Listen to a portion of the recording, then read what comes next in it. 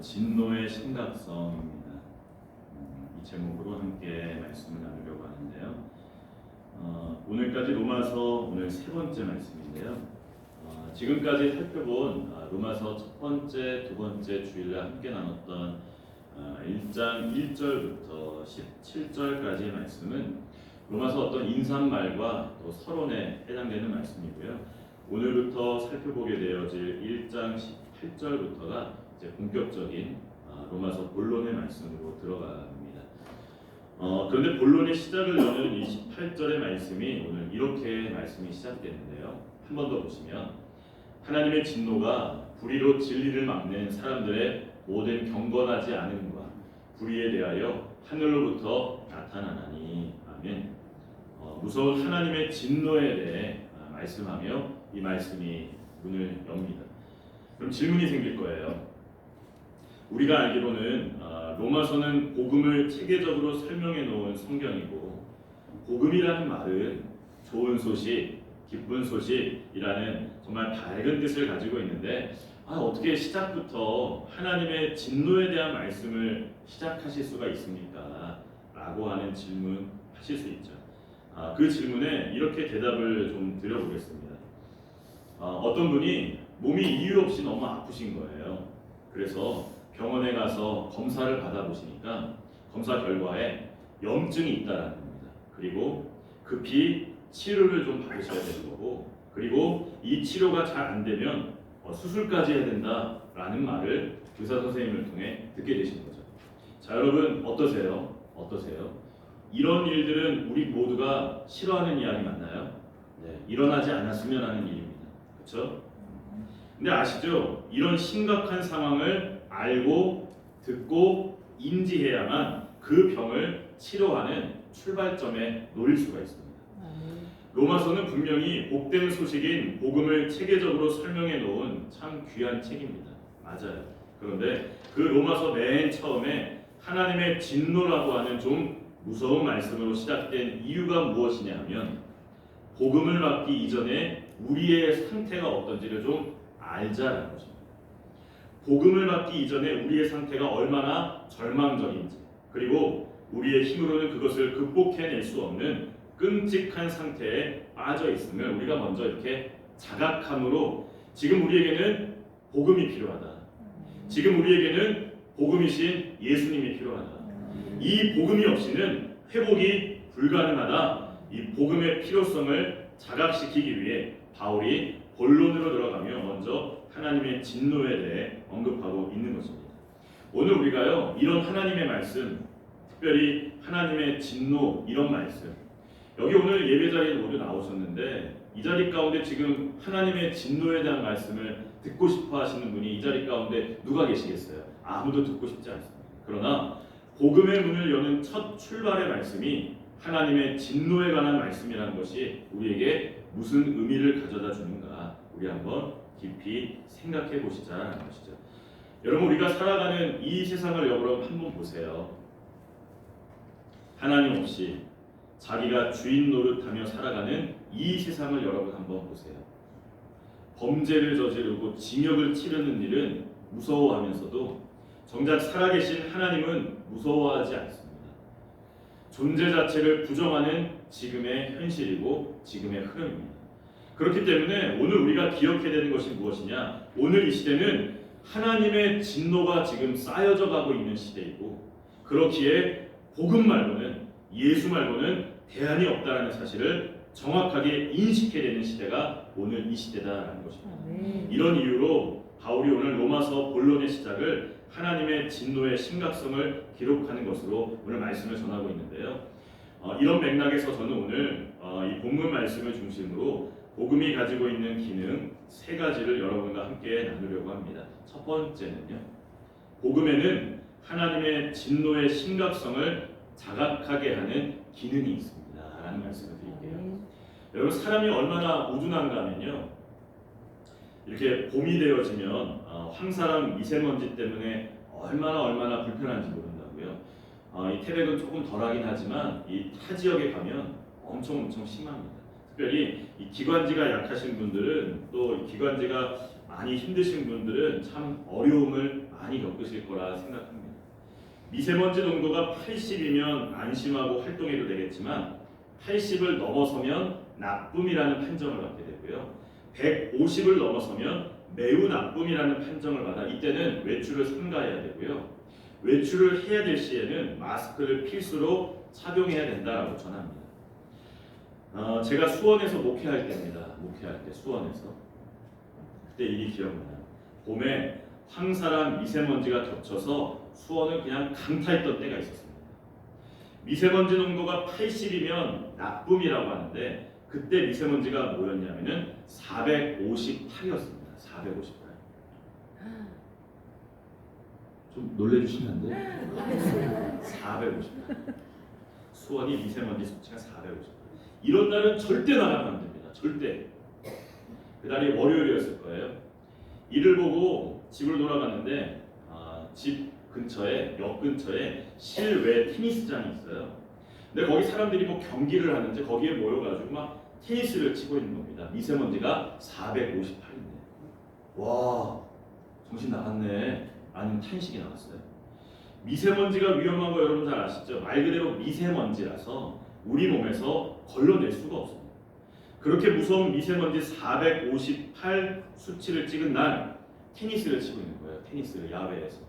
전부 이 폐를 활용해서 하는 운동인데 얼마나 많은 양의 미세먼지를 그들이 마시면서 운동을 하고 있겠냐고요.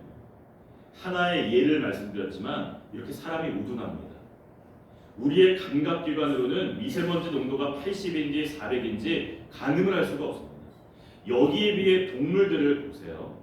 감각기관이 발달해 있다라고 하잖아요. 여러분 지난 7월 28일 일본 구마모토시 근처에서 규모 7.1의 큰 지진이 일어났던 것 여러분 아실 겁니다. 또한 저 남아시아에서는요 간혹 쓰나미가 아직도 일어나고 있습니다. 그런데 가만히 보면 전조현상이라고 하나요? 새, 동물, 곤충들 큰 지진이나 쓰나미를 어떻게 알았는지 미리 알고 막 움직입니다. 살 길을 찾아 막 도망간단 말이죠. 그러나 여러분 인간은요 그걸 느끼지 못해요. 알지 못해요. 그래서 피해를 고스란히 받는단 말입니다. 이게 인간의 연약함, 인간의 우둔함 아니겠어요? 저는 이런 기사들을 쭉 보면서 이게 영적으로도 똑같다라는 생각을 해보게 된 겁니다. 우리가요 하나님과의 관계가 깨어지기 시작하고 하늘로부터 영적 공급을 받지 못하다 보면 얼마나 영적으로 둔한 인생이 되는지 모릅니다. 지금 영적으로 위험지수가 미세먼지 농도 458과 비슷한 상황인데 그것도 모르고 테니스를 치고 있는 것과 똑같은 신앙생활하고 있는 분들이 이 땅에 너무 많다는 사실입니다. 여러분은 어떻게 생각하세요? 우리가 눈으로 봐서는 미세먼지 농도가 458인지 80인지 전혀 분간을 못하고 살다 보니까 지금 온 세상이 하나님의 진노가 쌓이고 있는 것을 전혀 모르고 뒤섞여 살아가고 있는 것은 아닐까라는 것이죠. 우리가 우둔해가지고 가지고 있는 이 감각기관으로는 미세먼지 농도를 측정을 못한다면 여러분 어떻게 해야 될까요? 여러분 스마트폰 다 있으시잖아요. 어플 하나를 받아가지고 외출 전에 확인을 해보는 겁니다. 확인을 하고 움직이는 거죠. 오늘 미세먼지 농도가 이렇구나 확인해보는 거죠. 우리가 가지고 있는 오감으로는 미세먼지 상황을 측정할 능력이 없기 때문에 도움을 받아야 된다는 겁니다. 마찬가지예요. 여러분 우리가 영적으로 느끼지 못하고 와닿지 못하고 선과 악, 어둠과 빛, 이 분별이 여러분의 삶 가운데 잘 이루어지지 않는다면 도움을 받으셔야 됩니다. 도움. 그런 우리에게 하나님이 주신 것 두 가지가 있기 때문에 그래요. 그것을 기준으로 삼고 믿음 생활을 잘하고 흔들리거나 넘어지지 말라고 우리에게 주신 것 두 가지가 있습니다. 첫 번째 하나는요 성경입니다. 아멘. 네, 화면에 있어요. 시편 119편 105절의 말씀. 주의 말씀은 내 발의 등이요 내 길에 빛이니이다. 아멘. 우리는 한 치 앞도 몰라요. 어둠과 빛을 분별하고 선과 악을 구분할 수 있는 삶의 지혜를 우리는 없습니다. 그렇기 때문에 성경의 말씀을 통해 우리는 알아야 되는 거고요. 아멘. 성경은 그런 우리에게 기준을 분명하게 제시해주고 있다는 것이죠. 아멘. 그러므로 여러분 말씀을 가까이 하시기 바랍니다. 아멘. 두 번째는요. 주의 종들 믿음의 선배들의 경고입니다. 아멘.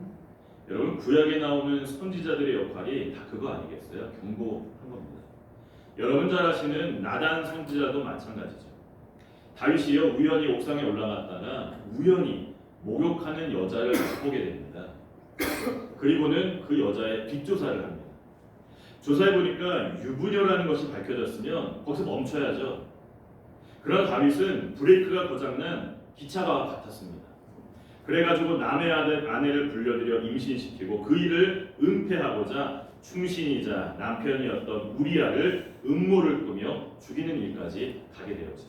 그리고 다윗은 1년이라는 시간 동안 양심의 가책이 없이 그냥 잘 지내왔습니다. 그랬던 다윗이 어떻게 회개를 했는가?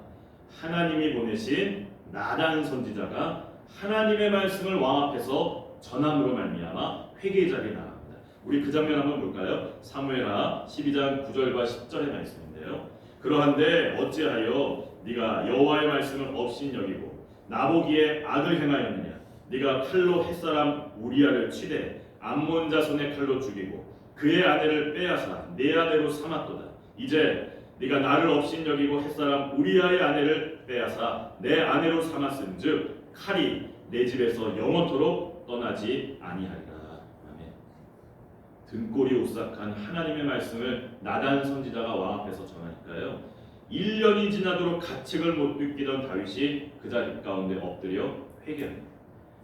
오늘 저나 여러분이나 범죄한 다윗이나 공통점이 뭘까? 우리는 지금 영적으로 우둔합니다. 하나님의 뜻보다는 내가 앞서는 일들이 참 많습니다. 감정이 앞섭니다.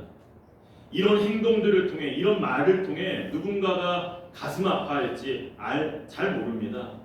나에게 잘해준 거 모릅니다. 감정 따라 살아갑니다. 얼마나 하나님 앞에 진노를 쌓아 놓을 일인지 전혀 모른 채 살아간단 말이죠. 그래서 하나님이 여러분에게 성경을 주신 거고요. 그리고 하나님이 여러분에게 저 같은 종을 보내주셔서 또한 믿음의 선배들과 함께 이 자리 가운데 함께 신앙생활하면서 하나님의 진노의 심각성을 듣도록 도와주시는데 문제가 뭐냐? 이 땅에 나단이 자꾸 사라진다는 게 문제입니다. 우리 이 자리 가운데 계신 우리 원로 권사님들 나단이 자꾸 사라지고 있어요. 아세요? 특별히 여러분 주일을 보내고 월요일날 이제 유튜브를 들어가 봅니다. 지난 주일날 어떤 목사님들은 어떤 설교를 했나 이제 유튜브를 쭉 들어가 보거든요. 들어가 보면 나단 역할을 하는 분들이 거의 없습니다. 성도들이 그런 이야기 듣기 싫어하거든요. 한 주 내내 힘들게 살며 오늘 예배 자리 가운데 나왔는데 예배를 통해 말씀을 통해 위로해주고 격려해주는 것 필요하죠. 그렇지만 정말 필요한 복음의 말씀, 하나님의 진노의 말씀, 마지막 때에 대한 말씀, 영적 각성에 대한 말씀, 우리가 영적으로 깨어 예수 정말 잘 믿어야 된다는 말씀, 이런 이야기 잘 안 합니다. 왜냐? 듣기 싫어해요. 졸려합니다. 그래서 잘 안 합니다. 나단이 사라지고 있는 지금 현실입니다. 목회자뿐 아니라 교회 안의 장로님들, 이 자리 가운데 먼저 믿으신 우리 원로 권사님들 가끔은요 쓴소리, 옳은 소리를요 해주셔라도 다음을 이어갈 믿음의 후배들이 영적으로 건강하게 성장할 수 있도록 여러분들이 도와주셔야 합니다. 해주셔야 돼요. 하셔야 된다고요. 저는 오늘 여러분에게 심각하게 질문을 던집니다. 여러분에게 나단 같은 사람이 주변에 계신가요? 아니면 여러분이 나단의 역할을 감당하고 계신가요? 오늘 로마서 1장 오늘까지 3주간 보고 계신데요. 여러분 이 흐름을 가만히 보세요. 바울이 로마에 있는 너희들에게 가서 복음 전하기를 원한다라고 하면서요. 복음의 첫 내용으로 하나님의 진노를 써놓은 이유가 뭘까? 너희들이 몸담고 살고 있는 이 로마라는 나라, 세계를 제패한 나라, 최고의 문명 시설을 갖추고 있는 나라이지만 오히려 너희들 위험한 상황인 걸 알고 있니? 영적으로 바라보면 말이야, 하나님의 진노가 이 로마 땅에 지금 가득 쌓여지고 있는 상황이야. 너희들 조심해야 돼. 믿음 잘 지켜야 돼. 복음을 지켜야 돼. 예수 잘 믿어야 돼. 이것을 바울이 이 로마서 말씀을 통해 경고하고자 하나하나 자세히 기록해 놓은 성경이 이 로마서입니다. 여러분에게는 바울 같은 경고자가 있으신가요? 그리고 그 말에 여러분은 귀를 기울이고 계신가요? 제가 수원에서 그 미세먼지 458 수치를 찍은 날 차를 타고 가다가 그 테니스 치는 사람들 보면서 너무 답답한 거죠, 마음이. 그래서 차를 딱 세우고 창문을 활짝 열고, 여러분 미치셨어요? 미세먼지가 458이에요. 빨리 집에 가세요. 라고 외치려고 했는데 용기가 안 나서 못했습니다. 이유가 있어요. 두 가지 이유입니다. 첫 번째, 제가 그렇게 소리치다가 제가 더 미세먼지를 먹겠더라고요. 그래서 안 했고, 또 하나는 제가 그렇게 100번 외쳐봐야 안 통합니다. 지금 경기 아주 그냥 재밌게 잘 돌아가고 있는데 어떤 젊은 놈이 자동차 창문 열고 뭐라 외치는데 뭐라는 거야? 라고 할 게 뻔하기 때문에 말 안 하는 거죠. 다시 한번 여쭙니다. 여러분 주변에는 여러분의 영혼을 사랑해주는 나단과 같은 분이 계신가요? 혹시 있으시다면 하나님께 정말 감사하시고요. 여러분 없으시다면요, 하나님께서 제 곁에 나단처럼 늘 나를 영적으로 인도해 줄 수 있는 목회자와 믿음의 동역자를 붙여달라고 꼭 기도하시기 바랍니다. 두 번째, 복음이 가지고 있는 기능은 하나님의 진노의 원인을 정확하게 깨닫게 해주는 기능이 있습니다. 여러분 18절의 말씀을 한 번 더 볼게요. 하나님이 진노하시는데 두 가지 이유로 설명을 합니다. 하나님의 진노가 불의로 진리를 막는 사람들의 모든 경건하지 않음과 첫 번째, 불의에 대하여 두 번째, 하늘로부터 나타나나니 라고 말씀해요. 하나님이 진노하시는 이유가 오늘 두 가지로 설명이 나오는데요. 모든 경건하지 않음, 그러니까 불경건이 하나님을 진노케 하는 원인을 만들고 있다는 게 첫 번째고요. 두 번째는요, 또 하나는 불의 때문에 하나님이 진노하신다는 겁니다. 그럼 불경건과 불의가 뭐냐라는 질문입니다. 불경건이라는 말은요, 이런 겁니다. 경건하지 않다라는 뜻인데요. 더 정확하게는 하나님을 인정하지 않는 마음의 태도, 이것을 성경은 불경건이라 말씀합니다. 자기 마음대로 살고자 하는 마음의 욕구라 쉽게 설명할 수가 있겠습니다. 그럼 불의는 무엇이냐? 자기 마음대로 살고자 하는 이 마음의 욕구로 인해 나타나게 되는 열매들이 있습니다. 결과들이 있습니다. 현상들이 있습니다. 이것을 통틀어 성경은 불의라 이야기합니다. 그럼 로마서 1장 28절의 말씀을 한번 볼게요. 또한 그들이 마음에 하나님 두기를 싫어하며 불경건입니다. 그리고 하나님께서 그들을 상실한 마음대로 내버려 두사 합당하지 못한 일을 하게 하셨으니, 합당하지 못한 일, 이것이 바로 방금 말씀드린 불의. 그리고 29절부터 31절에서 불경건과 불의로 말미암아 나타나게 되어지는 결과들이 있는데요. 쭉 제가 한번 읽어볼게요. 곧 모든 불의, 추악, 탐욕, 악의가 가득한 자요, 시기, 살인, 분쟁, 사기, 악독이 가득한 자요, 수군수군하는 자요, 비방하는 자요, 하나님께서 미워하시는 자요, 능욕하는 자요, 교만한 자요, 자랑하는 자요, 악을 도모하는 자요, 부모를 거역하는 자요, 우매한 자요, 배약하는 자요, 무정한 자요, 무자비한 자라고 말씀합니다. 29절부터 열거되어지는 모든 것들을 여러분요 매일매일 뉴스를 통해 보고 계십니다. 온통 이 세상은 하나님을 마음 가운데 내쫓은 사람들, 불경건한 사람들에게서 나타나는 불의한 일들이 하루도 빼놓지 않고 뉴스를 통해 나타나고 있습니다. 저는 이런 현실을 볼 때마다 이걸 생각해요. 이번 청소년 수련의 마지막 날은 저 정선 하이원에 있는 수영장에서 이제 마지막 날을 보내게 되었는데요. 워터피아 같은 데 가면은 꼭 이런 게 있습니다. 영상 하나가 있는데요. 틀어주실까요?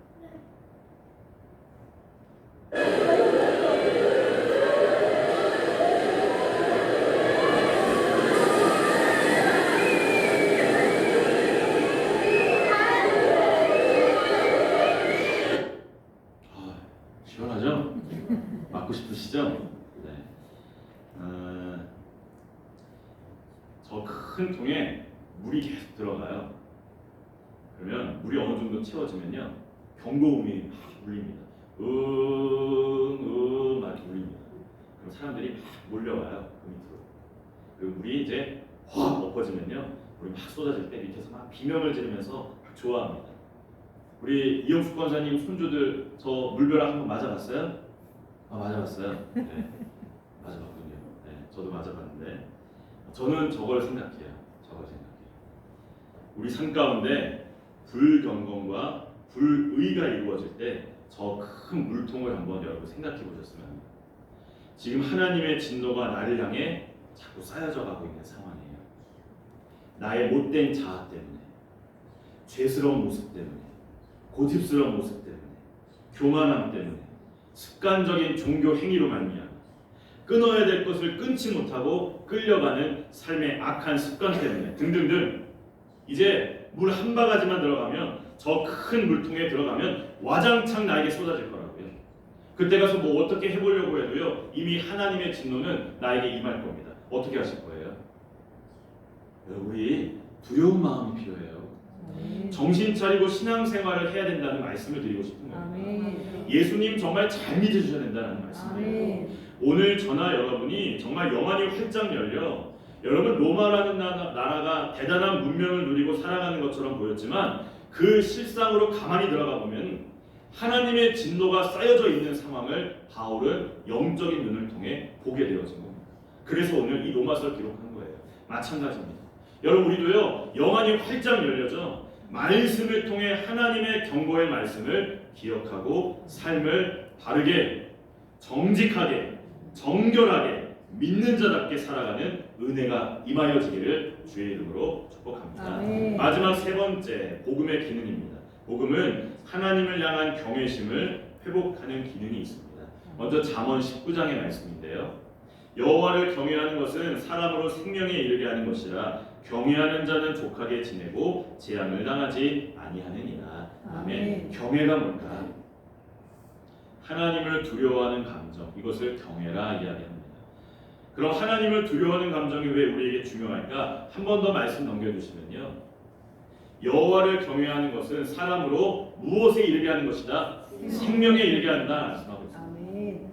복음의 감격을 누리고 하나님을 두려워할 때 생명에 이른다. 영적으로 우리는 살아날 수 있다라는 것을 잠언은 말씀하고 있습니다. 바울이 19절 20절에서 오늘 무엇을 강조하는지 말씀을 이어가 볼게요. 이는 하나님을 알만한 것이 그들 속에 보임이라. 하나님께서 이를 그들에게 보이셨느니라. 창세로부터 그의 보이지 아니하는 것들 곧 그의 영원하신 능력과 신성이 그가 만드신 만물에 분명히 보여 알려졌나니 그러므로 그들이 핑계하지 못할지니라. 아멘. 하나님은요, 우리가요 하나님을 볼 수 있도록 모든 것을 주셨어요. 자연 만물을 통해 하나님의 손길을 보여주셨고 하나님의 손길을 볼 수 있도록 우리에게 다 보여주셨어요. 그런데 범죄함으로 말미암아 그 눈이 닫혀져 버렸습니다. 여러분, 복음이 내 안에 살아있고요, 내 안에서 복음이 작동을 하기 시작하면요, 입추가 엊그제 지났잖아요. 여러분 이제 가을이 올 거라고요. 가을이 오면 길가에 코스모스가 필 거고요, 담벼락 밑에 이름을 알 수 없는 풀들과 꽃들이 막 피어나기 시작할 겁니다. 그 외 많은 자연들을 여러분 관광을 통해, 여행을 통해 보면서 하나님을 느낄 수 있고 경험할 수 있고 감사할 수 있고 경외할 수 있는 삶이 될 수가 있다는 거죠. 그러나 복음의 감격을 잃어버리고 하나님을 경외하는 삶이 되어지지 못하면 어떻게 되느냐? 눈이 닫혀져 버립니다. 오늘 그 말씀을 하는 거예요. 세상의 급급한 것들, 눈앞에 급급한 것들, 감정에 쫓기는 것들에 쫓겨가는 삶이 될 수밖에 없다는 것이죠. 왜? 그게 내 눈에 더 크게 보이니까. 입술 가운데 감사와 기쁨과 감격과 행복은 찾을 수가 없고요, 내 입술에서 안 된다, 못한다, 어렵다, 불가능하다, 부정적인 언어들이 내 입술을 채워버리고 삶을 채워버리기 시작합니다. 그러므로 성도 여러분, 복음으로 들어오셔야 돼요. 아멘. 복음을 가까이 하셔야 돼요. 아멘. 복음을 품으셔야 돼요. 복음이신 예수 그리스도를 여러분들이 소중히 여기시고 오직 예수로 내 삶을 충만하게 채우셔야 합니다. 아멘. 그럴 때 진정 여러분이 하나님을 경외하는 삶이 되어져 하나님을 두려워하는 마음으로 바른 믿음의 삶을 살아갈 수가 있다라는 것입니다. 결론을 맺으면서요, 우리에게 하나님의 진노의 물벼락이 쏟아지기 전에, 영적 미세먼지 속에 방황하기 전에 다윗처럼 정결한 마음을 구하며 나아가는 은혜가 이 시간 여러분 모두에게 임하기를 간절히 소망합니다. 아멘. 오늘 이 찬양하시는 가운데 여러분 안에 다윗처럼 회복함이 이루어지길 간절히 원하고요, 복음의 감격과 은혜로 말미암아 진노의 자리가 아니라 복음으로 말미암아 기뻐하며 감사하며 삶의 변화가 있는 삶의 자리 가운데 서 있으시기를 주님의 이름으로 축원합니다. 아멘. 우리 찬양 같이 할까요?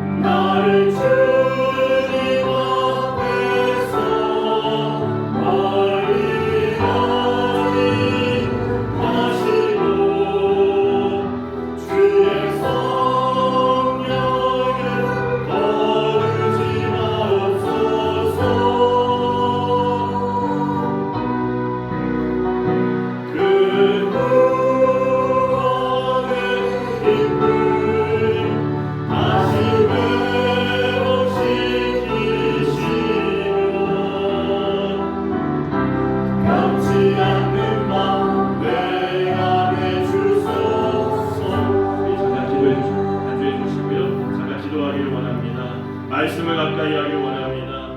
불의한 것들을 멀리하길 원합니다. 하나님을 경외하는 삶을 살아내기를 원합니다. 여러분의 입술로 기도하실 적에 하나님 그 기도대로 응답해 주실 것을 믿습니다. 이 시간 함께 잠깐 기도하며 나갈게요. 함께 기도하겠습니다. 사랑과 은혜가 많으신 아버지 하나님, 불의한 일들을 멀리하길 원합니다. 불경건한 일들을 멀리하길 원합니다. 아버지 하나님, 내 삶 가운데 하나님의 진노가 아니라 하나님의 은혜가 임하는 삶이 되어지길 원합니다. 내 삶을 정결하게 하시고 내 영을 거룩하게 하시고 아버지 하나님 구원의 그 감격 가운데 살아가는 믿음의 삶을 살아가는 은혜가 우리 온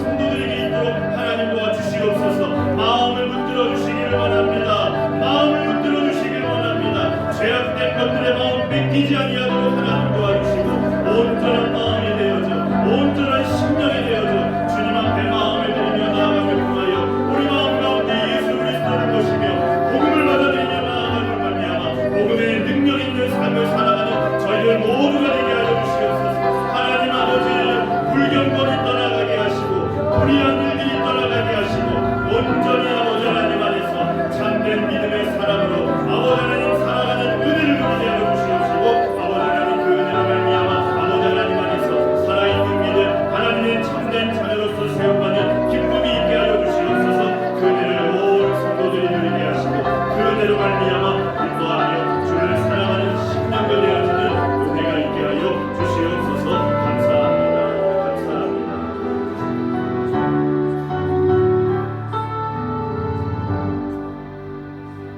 우리 주님 사랑합니다. 주님을 사랑하는 마음과 고백이 늘 살아있는 저희들 모두 되어지도록 하나님 도와주시옵소서. 복음이신 예수님을 더욱더 의지하는 한 주가 되게 하시고 복음의 말씀을 가까이 하며 나를 영적으로 가르치고 이끌어주는 이들을 귀하게 여기며 감사히 여기며 살아가도록 인도하여 주시옵소서. 하나님 얼마나 세상의 흐름이 강한지 모릅니다. 그 강한 흐름에 쓸리지 아니하도록 도와주시고 나는 하나님의 자녀임을 기억하며 나는 하나님의 은혜로 말미암아 오늘도 살아있음에 감사하며 찬양하는 한 주간의 삶이 되어지도록 도와주시옵소서. 진노가 임하는 자리가 아니라 은혜가 강같이 쏟아지는 그 자리 가운데 우리 성도님들 모두 거하게 하시고 우리 가족들 모두 거하게 하시고 믿음의 자리를 잠시 떠나 있는 이들이 아버지 하나님 진노의 자리가 아니라 은혜의 자리 가운데 나와 하나님을 찬양하며 예배하는 심령들이 되어지도록 하나님 강하게 이끌어가 주시옵소서. 모든 것 감사드리며 예수님 이름으로 기도합니다. 아멘.